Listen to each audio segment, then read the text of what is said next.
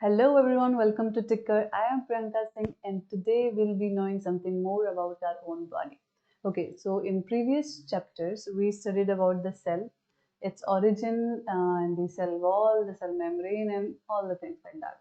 But today we'll be going in a bit more details of the content of the cell, like cell के अंदर क्या होता है जिसको इतना double membrane structure से bound किया गया है. We have the plasma membrane, we have the cell wall. What is it so vital inside the cell which is guarded so heavily?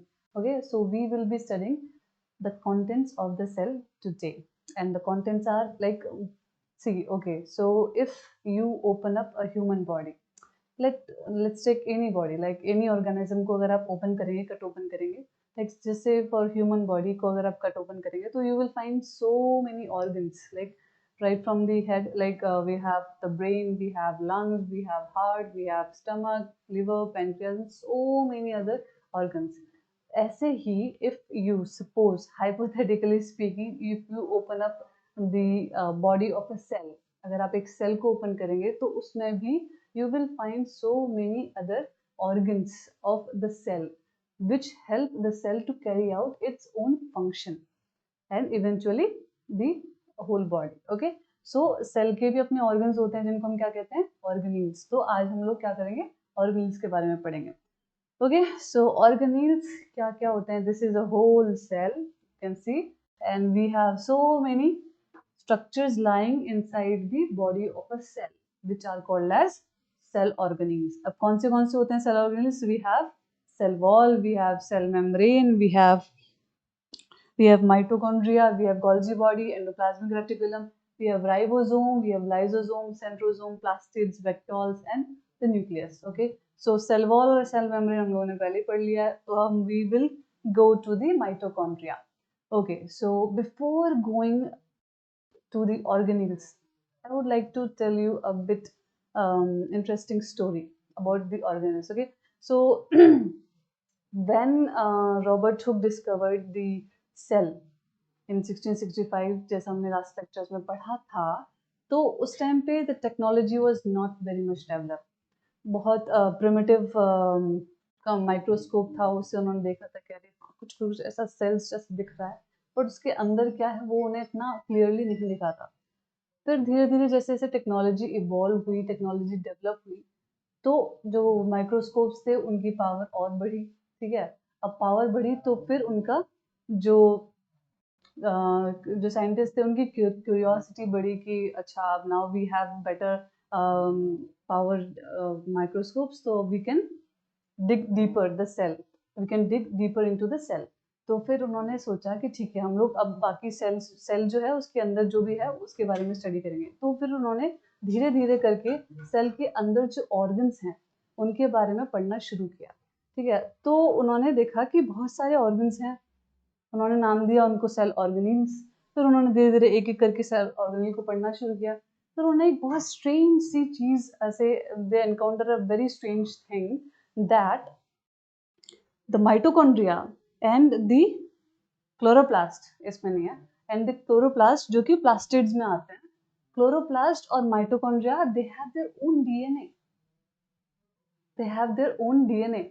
तो सवाल ये उठता है, जब सेल उसके पास अपना न्यूक्लियस है जो कि मास्टरमाइंड है सेल का, तो फिर सेल के ऑर्गेनेल्स माइटोकॉन्ड्रिया और क्लोरोप्लास्ट को सेल के डीएनए की जरूरत क्यों पड़ी?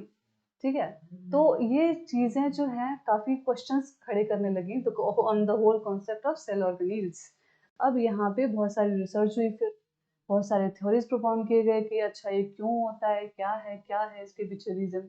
तो उसी में एक थ्योरी थी, द थ्योरी ऑफ, कहाँ से आए, mitochondria and the chloroplast. Why they have this strange behavior of having their own DNA? Why they are keeping their own DNA? तो इसके लिए एक थ्योरी प्रोपाउंड की गई. ठीक है, जो कि लिन सैगन ने रिपॉपुलराइज करी फिर से. ठीक है, इन द ईयर 1967. अब ये थ्योरी क्या कहती है?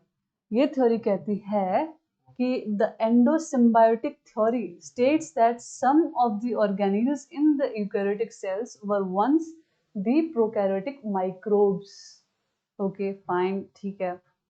इतनी बड़ी डेफिनेशन हमने पढ़ तो ली, अभी इसका मतलब क्या होता है. Okay, so let's not worry about the definitions and the words. Okay, so we will understand the basic meaning of this definition first. ठीक है, तो यहाँ पे क्या है, इन्होंने बोला कि the endosymbiotic theory. अब एंडोसिम्बायोसिस क्या होती है, पहले तो ये पता करें कि एंडोसिम्बायोटिक थ्योरी है क्या. Word, what does this heavy so weighted word means. Okay, so I'm here, so you don't have to worry about it. So endosymbiotic जो word है, it is made up of two words. Okay, first word is endo and the second word is symbiosis.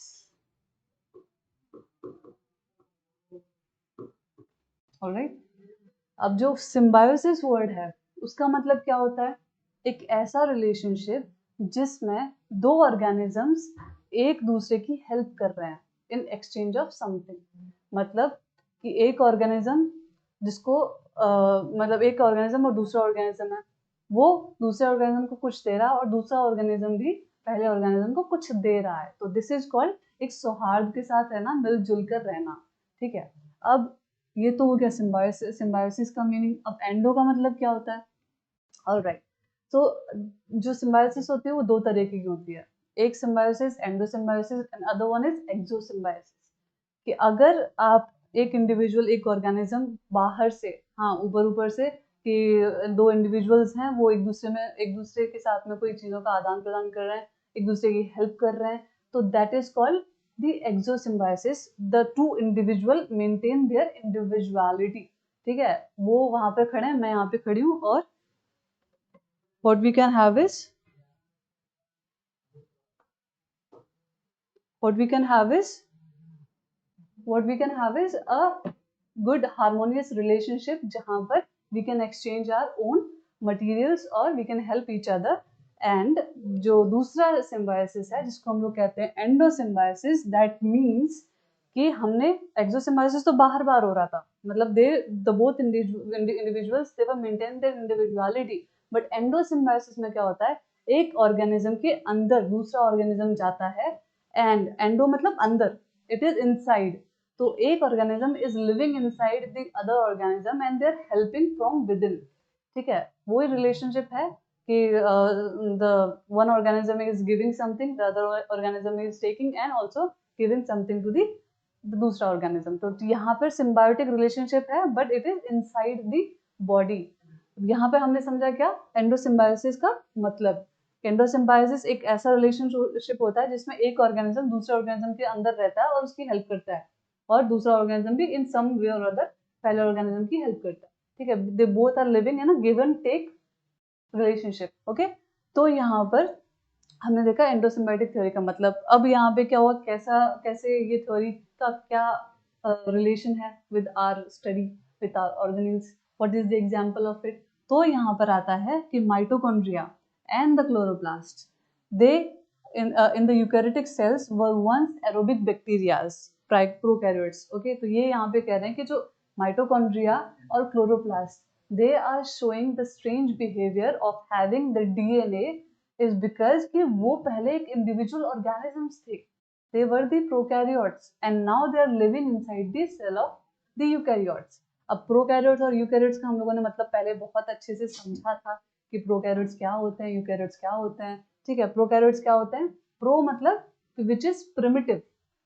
ठीक है, primitive is कि जो time में सबसे पहले है, when the life was in the beginning, the basic stages of the progress, जब life एकदम आई थी, तो उस टाइम पे जो सेल्स थे, जो कि ऑर्गेनिज्म जो भी बने थे, they were very basic, very primitive. तो उस टाइम पे जो प्रिमिटिव ऑर्गेनिजम्स थे उनको हम लोग बोलते हैं प्रोकैरियोट्स. फिर वही धीरे धीरे तरीकों से इवॉल्व होके क्या बने, यूकैरियोट्स बने. अब वो कैसे इवॉल्व हुए उसकी स्टोरी हम लोग देखते हैं. तो this is one of the chapter of the story, not the whole story. Okay, so this is the story of mitochondria, कि माइटोकॉन्ड्रिया यूकैरियोट्स के अंदर कैसे आया. Okay, we will start from the basics, सब कुछ समझेंगे क्या है यहाँ पर क्या नहीं है. ऑलराइट, तो यहाँ पर दो चीजें दिख रही हैं हमें. ठीक है, एक तो ये बड़ा सा सेल है और एक छोटा सा सेल है. ठीक है, अब ये बड़ा सा सेल जो है वो क्या है और ये छोटा सेल क्या है, वी विल सी. अच्छा, अब ये कह रहे हैं कि जो बड़ा सेल है it is primitive heterotrophic eukaryote. Primitive heterotrophic eukaryote मतलब जो पहले सबसे पहले यूकैरियोट जो बने थे वो प्रिमिटिव है, ठीक है। और हेटरोट्रोपिक मतलब कि ये खाना अपना खुद नहीं बना सकता, इसको चाहिए कि कोई खाना इसको बना के दे, या फिर ये बाहर बाहर से शिकार करे या फिर कुछ ऐसा, ठीक है। ये अपना खाना खुद नहीं बना सकते, they need to have some other source of food. तो ये क्या है, हेटरोट्रोपिक है और ये यूकैरियोट है। क्या है ये, एक प्रिमिटिव यूकैरियोट है जो कि हेटरोट्रॉफ है। बड़ा साइज अपन देख सकते हैं, इसमें न्यूक्लियस भी है, ठीक है। ये हो गए बड़े सांप। यहाँ पर है अपने छोटे सांप, ये क्या है, ये माइटोकॉन्ड्रिया, ठीक है, mitochondrion.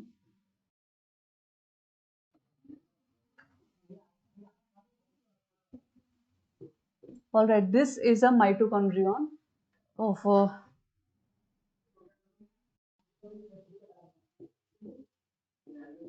this is a mitochondrion. और ये माइटोकॉन्ड्रिया, इनके बारे में क्या डिटेल्स हैं, क्या है, पूरा इंट्रोडक्शन देखते हैं इनका कि ये क्या है, ऑटोट्रॉफिक अल्फा प्रोटियोबैक्टीरियम प्रोकैरियोट, ठीक है। अब ये क्या है, ऑटोट्रॉफिक। ऑटोट्रॉफिक मतलब क्या होता है, जो खाना अपना खुद बनाते हैं, ठीक है। प्रोटियोबैक्टीरियम मतलब जो कि एक पहले प्रिमिटिव बैक्टीरिया थे वो हैं ये, ठीक है।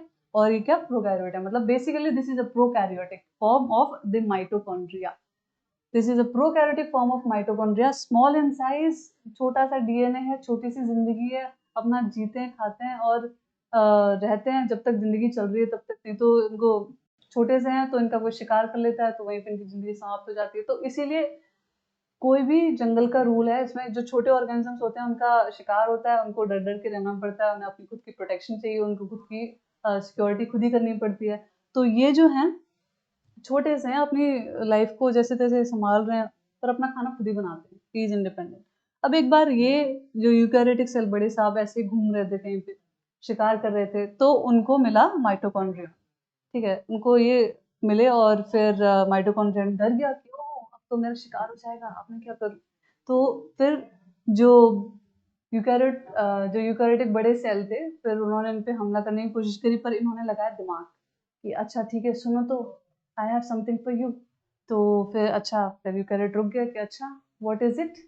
तो माइटोकॉन्ड्रियन ने कहा कि I can give you energy, I can give you food, don't eat me please. तो माइटोकॉन्ड्रिया बोला, ये यूकैरियोट बोला कि ऐसा कैसे हो सकता है, I have to eat you to get energy, I have to eat you for to have food, तो हाउ इज इट पॉसिबल। तो माइटोकॉन्ड्रिया कहता है कि नहीं नहीं, you need not to eat me, I will make food for you, I will make energy for you, please don't eat me. तो फिर eukaryote जो थे उन्होंने बोला कि अच्छा बताओ मुझे कैसे। तो इनके पास मैकेनिज्म था, ये एनर्जी बनाते थे अपनी, क्योंकि ऑटोट्रॉफ तो थे, ये खुद ही अपनी एनर्जी बनाते हैं। तो इन्होंने अपना प्रपोज किया अपना आइडिया कि ठीक है, I will make energy for you from the food you eat, ठीक है, just have to eat the food, I will digest it, I will make the energy for you.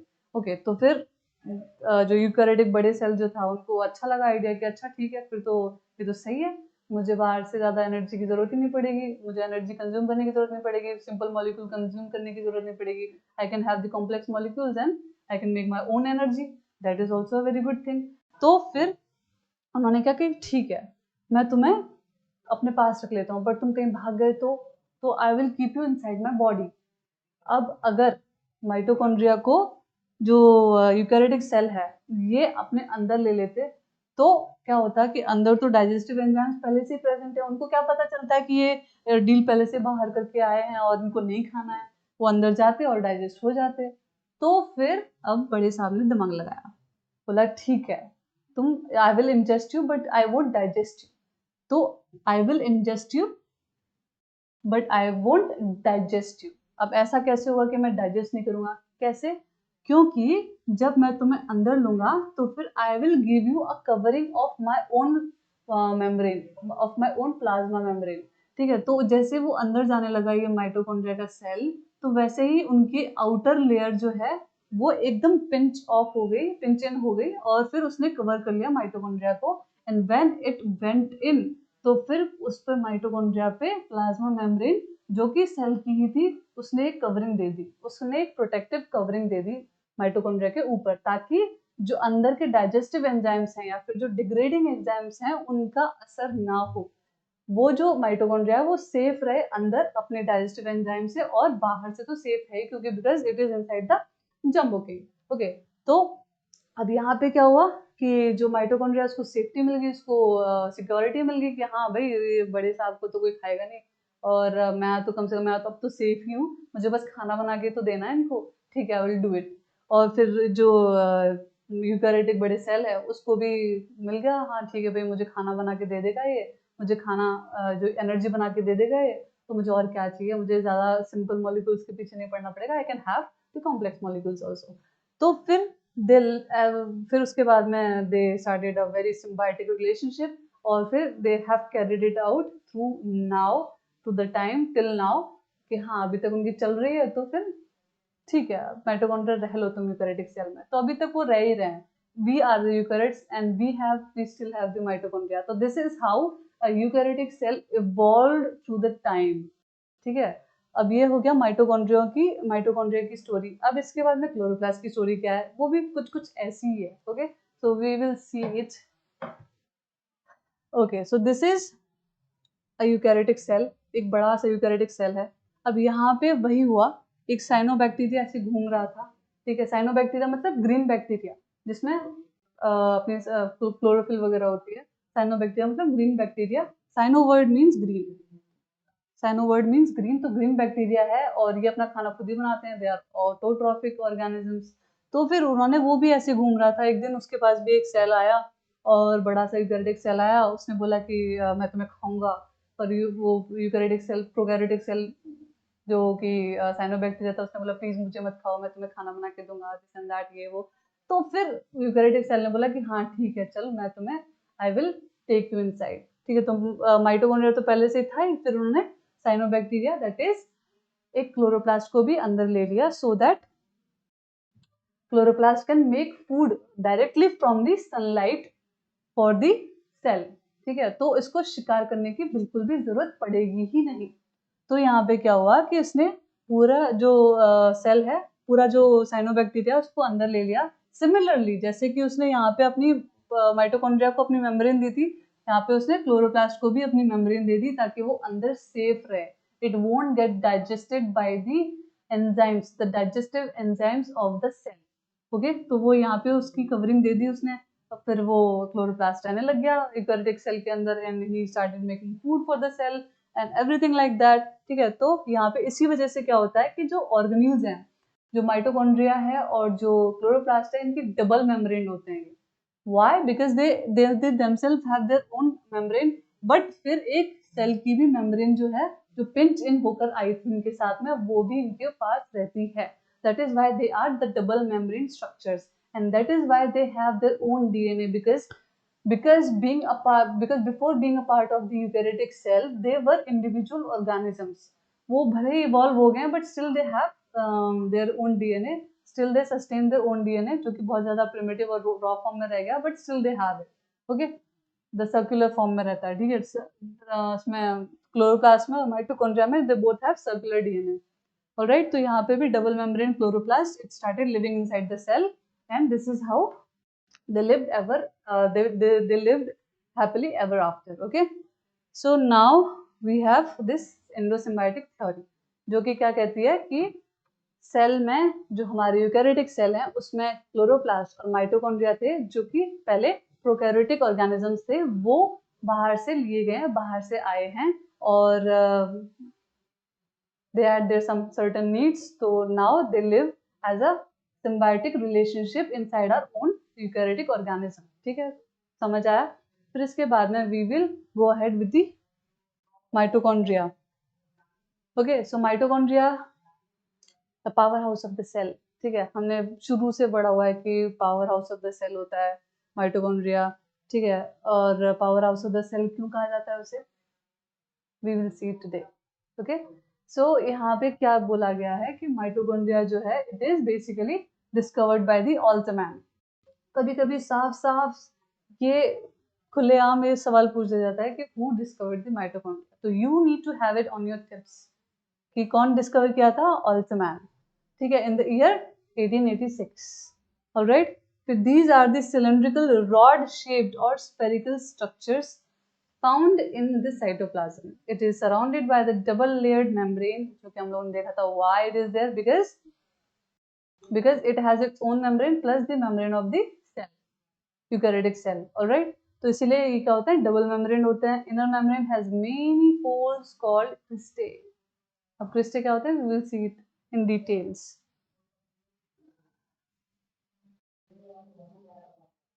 Okay. All right. So now we will study the structure of eukaryotic, or the structure of the mitochondria, which is present inside the cell, which is called as the powerhouse of the cell. Okay. So यहाँ पे mitochondria की कितनी बड़ी सी structure दिख रही है अपने को. क्या क्या है इसके अंदर, what is there inside the mitochondria. Okay. So यहाँ पे क्या है, एक तो आउटर मेम्ब्रेन है. ठीक है, this is the outer membrane, यहाँ पे दिख रही होगी, this is the outer membrane. फिर उसके बाद में एक इनर मेम्ब्रेन होती है. This inner membrane has many folds. बहुत सारे फोल्ड्स होते हैं जिनको अपन क्या कहते हैं, क्रिस्टे. यहाँ पे. Alright, what do we call them, cristae. अब ये क्यों होते हैं, देखो कहा जाता है, मतलब this is the thing that यहाँ पे जो इनर मेम्ब्रेन होती है, यहाँ पे इलेक्ट्रॉन ट्रांसपोर्ट चेन होती है. ठीक है, इलेक्ट्रॉन ट्रांसपोर्ट चेन होती है जो कि which is a part of the cellular respiration, जो कि हम लोग बाद में पढ़ेंगे when we will study the respiration. We will see there are two type of respiration, cellular respiration means aerobic respiration and anaerobic respiration. ठीक है, तो फिर यहाँ पर सेलुलर रेस्पिरेशन होता है. सेलुलर रेस्पिरेशन जो है वो बेसिकली क्या है, उससे ATPs, we make ATPs, we produce ATPs through the cellular respiration, basic. Okay, तो यहाँ पर सेलुलर रेस्पिरेशन की जो इलेक्ट्रॉन ट्रांसपोर्ट चेन है, that stage is carried out on these folds of the mitochondria, जिसमें से the maximum number of ATPs are produce, that is. Okay, so यहाँ पर क्या होता है, 36 एटीपीज निकलते हैं किससे, इलेक्ट्रॉन ट्रांसपोर्ट चेन से, which is present in this inner membrane. So that is because this is very important. This is a very important thing, very vital organ of the mitochondria. इसीलिए इसकी जो membrane है उसको ज़्यादा से ज़्यादा surface area मिले. That is why we have the folds in it. ठीक है, अभी कोई भी चीज़ हो उसको, suppose we have this plain surface. Plain surface है, इसका surface बस इतना ही रहेगा. ठीक है, अगर ये 10 सेंटीमीटर का, अगर suppose this is 10 सेंटीमीटर, और if it is straight, तो this would remain as 10 centimeter only. इसका सिर्फ surface होगा, surface area हो, surface जो होगा वो 10 centimeter का ही होगा. But if we have some folds on this 10 centimeter, suppose this is the 10 centimeter, and so we have some folds over it, like this. ठीक है, तो क्या अब इसका जो surface area है वो 10 centimeter रहेगा? नहीं ना. ऑफ कोर्स ये सरफेस एरिया क्या होगा, बढ़ गया, क्योंकि हमने फोल्ड कर दिया है इसको, इतना सारा हो गया अब इसका सरफेस एरिया.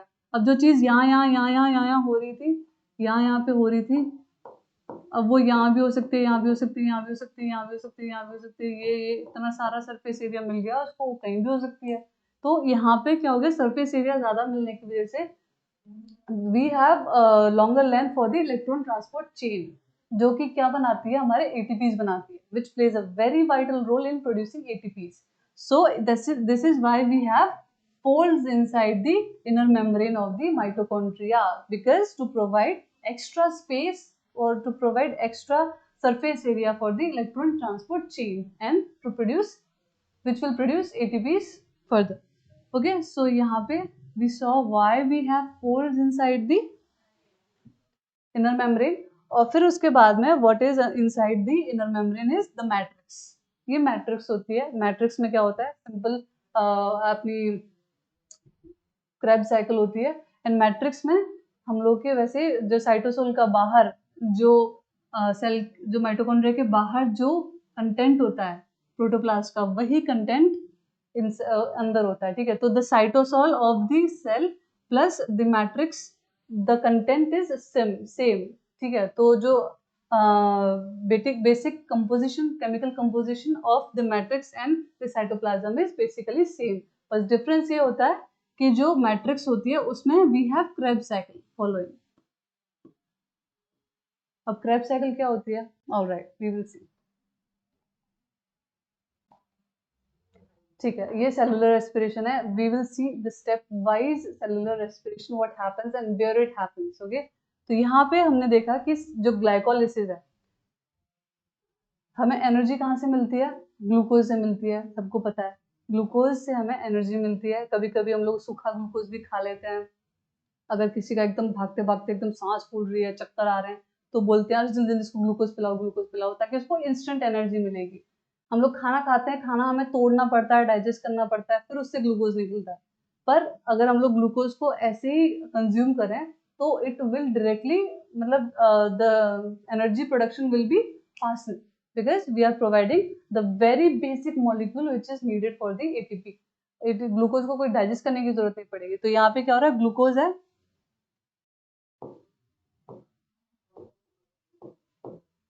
ग्लूकोज का क्या होगा? Lysis, glycolysis. अब लाइसिस का क्या मतलब होता है? लाइसिस मतलब ब्रेक डाउन। ठीक है, कहीं पे भी आपको लाइसिस वर्ड दिखे तो उसका मतलब होता है simply break it down. The glucose is being broken down in the lysis. ठीक है, तो ग्लूकोज का ब्रेक डाउन हो रहा है, इसीलिए क्या होगा? वो ग्लाइकोलाइसिस। ग्लाइकोलाइसिस में क्या होता है? ग्लूकोज से पायरुविक एसिड बनती है, जिससे 2 एटीपीज निकलते हैं। ठीक है, ग्लाइकोलाइसिस से 2 एटीपीज निकलेंगे। और फिर ये कहाँ होता है? ये ग्लाइकोलाइसिस कहाँ हो रही होती है? अपने साइटोप्लाज्म में हो रही होती है। बेसिकली जो सेल का जो अंदर का बॉडी होता है साइटोप्लाज्म, उसमें हो रही होती है। क्या होती है? ग्लाइकोलाइसिस। अब ग्लाइकोलाइसिस का जो पायरुविक एसिड है, इसको कहाँ भेज दिया जाता है? माइटोकॉन्ड्रिया के अंदर, कि जाओ अब तुम अपनी एनर्जी बनाओ। ठीक है, तो अब यहाँ पर माइटोकॉन्ड्रिया के अंदर आ चुका है ये पायरुविक एसिड। पायरुविक एसिड आएगा तो जो मैट्रिक्स थी, ऑलराइट, जो मैट्रिक्स थी अंदर की, ये जो स्पेस है, खाली स्पेस है, यहाँ पे क्या होगी? Krebs cycle. अब क्रेब्स साइकिल बहुत कॉम्प्लिकेटेड होती है, और उसमें पायरुविक से सक्सिनेट, फ्यूमरेट, आइसो कीटोग्लूटरेट वगैरह बहुत सारी एसिड्स बनती हैं। तो वो अपने को अभी नहीं पढ़ना है, we will study it in later lectures. अभी अपने को सिर्फ देखना है कि क्रेब्स साइकिल होती है। क्रेब्स साइकिल जो है उससे CO2 निकलता है, ठीक है, और सम अमाउंट ऑफ एनर्जी निकलती है। फिर उसके बाद में क्रेब्स साइकिल के जो आयंस होते हैं, उनको ट्रांसफर कर दिया जाता है इलेक्ट्रॉन ट्रांसपोर्ट चेन में, जो कि कहाँ होती है? यहाँ पे प्रेजेंट होती है, यहाँ पे प्रेजेंट होती है। ठीक है, यहाँ पे प्रेजेंट होती है। जो electron transport chain is present on the boundaries of this cristae. ठीक है, अब वहां पे उनको आयंस को ट्रांसफर कर दिया जाएगा। अब वो आयंस जैसे जैसे ट्रांसपोर्ट चेन है, तो ट्रांसपोर्ट होते जाएंगे, और वैसे वैसे एटीपी का प्रोडक्शन होता जाएगा। तो इसीलिए उससे फिर बाद में क्या बनता है? जो ईटीसी होती है, ईटीसी से एक कंबाइंड ट्रांसपोर्ट चेन से क्या बनता है? 36 मॉलिक्यूल्स ऑफ एटीपी बनते हैं। तो the major production of ATP is done in the mitochondria. And यहाँ पर क्या 38 मॉलिक्यूल्स ऑफ एटीपी बनता है एक ग्लूकोज से। ठीक है, एक ग्लूकोज मॉलिक्यूल से 38 मॉलिक्यूल्स ऑफ एटीपी बनते हैं। तो बहुत सारा ग्लूकोज आप कंज्यूम करोगे तो फिर बहुत सारी और एटीपीज बनेंगी। ठीक है, तो this is how we get energy from the food, the major part being played by the mitochondria. क्या हुआ? अपन ने ग्लूकोज लिया, ठीक है, जस्ट इमेजिन कि we are just having glucose. Glucose का लाइसिस होगा कहाँ पे? साइटोप्लाज्म में। बहुत सारे लोगों को पता ही नहीं रहता कि ग्लाइकोलाइसिस हुआ कहाँ है, क्रेब्स साइकिल कहाँ हो रही है। लिटरली नहीं पता होता है। 12th पास हो जाते हैं, ग्रेजुएशन में पहुंच जाते हैं, पर ये नहीं पता होता कि कहाँ होती है। तो you know this, okay, now you no this कि जो ग्लाइकोलाइसिस है वो कहाँ हो रही है? वो हो रही है सेल के प्रोटोप्लाज्म में, साइटोप्लाज्म में। और वहां से जो ग्लूकोज से पायरुविक एसिड बना, पायरुविक एसिड कहाँ गया? माइटोकॉन्ड्रिया के अंदर ट्रांसपोर्ट कर दिया गया। और जो माइटोकॉन्ड्रिया की जो मैट्रिक्स है, वहां पर क्या हुई? क्रेब्स साइकिल, जिसको सिट्रिक एसिड साइकिल भी कहते हैं। अब यहाँ पे बहुत सारी एसिड्स बनेंगी, बहुत सारे आयंस रिलीज होंगे, जो कि ट्रांसफर कर दिए जाएंगे इलेक्ट्रॉन ट्रांसपोर्ट चेन में। और जो कहाँ होती है? On these boundaries. ठीक है, यहाँ पे प्रेजेंट होती है, लेयर्स में प्रेजेंट होती है। अब यहाँ पे जैसे जैसे वो आयंस ट्रांसपोर्ट होते जाएंगे, एक मॉलिक्यूल से दूसरे मॉलिक्यूल में जाते जाएंगे, वैसे वैसे क्या होगा? एटीपी बनती जाएगी। एटीपी बनेगी, टोटल मॉलिक्यूल्स कितने निकलेंगे? 36 मॉलिक्यूल्स। ऑलराइट, तो this is the count of ATP molecules being produced by one glucose, that is 38 ATPs. So this is how our body makes the ATPs. This is how the mitochondria is so important. This is why the mitochondria is so important to our body. This is why it is called as the powerhouse of the cell, because it makes up so much of power. Just from one molecule of the glucose, it makes 38 molecules of ATP, which we spend on doing different things. तो cell इतनी मेहनत करता है energy बनाने में, तो आप भी अपनी एनर्जी को बहुत सोच समझ के खर्च करें, पढ़ाई में लगाएं, इधर उधर ज्यादा वेस्ट ना करें. Okay, so there comes our main components of the mitochondria. Alright, तो this is a basic general understanding के लिए the basic structure of the mitochondria. यहाँ पे दिस इज आउटर मेम्ब्रेन.